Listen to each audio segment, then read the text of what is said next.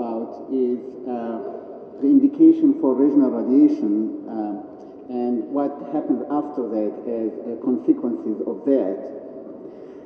So usually we divide patients into three groups.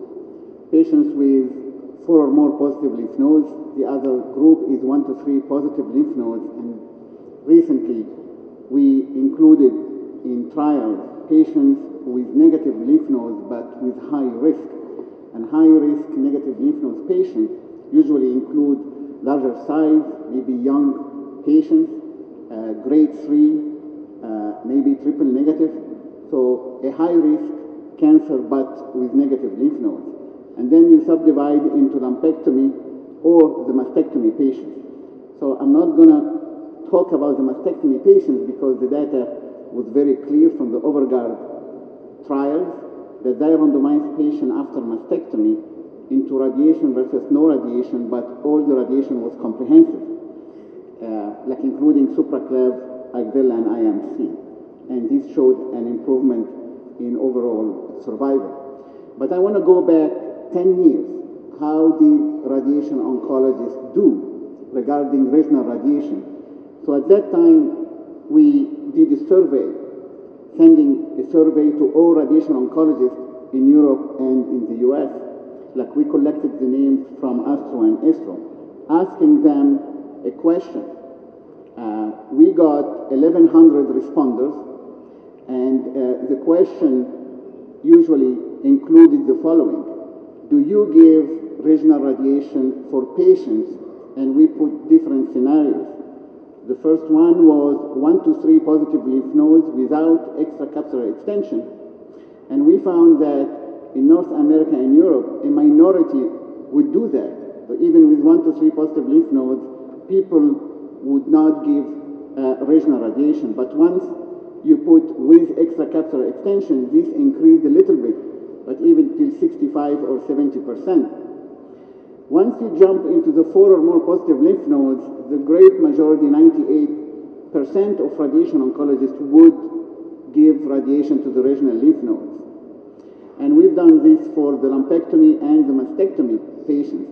At that time, we did not think at all that patients with negative lymph nodes probably need regional radiation. That's why we did not put a question about that.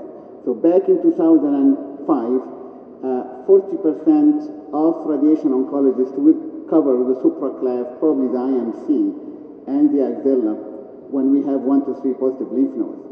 But we specifically analyzed the IMC because IMC radiation is not universal.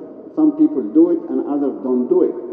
Despite the literature is clear, and I'm going to talk about a trial about that. But what we have noticed in our analysis of the survey, and we had 1,100 respondents, that treatment of the IMC depends where you live and how did you train. If you were in France and Belgium, you would train to give IMC radiation really much more frequent. And actually, I was trained in Paris, and we used to give IMC radiation even for node-negative patients once the cancer was located in the internal quadrant. So they were very aggressive in treating the IMC.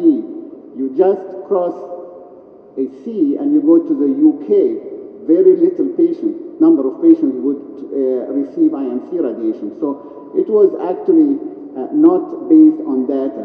It's based on where you train. So that's regarding the IMC. So the question now, when do we treat the regional lymph nodes after conservative surgery? A straightforward question. So we'll start with the trial, the MA20 trial, which was conducted in Canada. It's very simple. You take patients who had lumpectomy, so no mastectomy patients there, and you randomize them between breast alone or breast and regional radiation, including the supraclav and the IMC. And this was stratified by the number of positive lymph nodes. So they had 1 to 3, so that's stratification, 4 or more. All women had lumpectomy. They had at that time lymph node dissection because this trial started before the sentinel lymph node era. And if you had negative lymph node, you had to have at least more than one factor, high-risk factor, like grade 3 or ER negative or LVI positive. So that's what we call the high-risk node negative.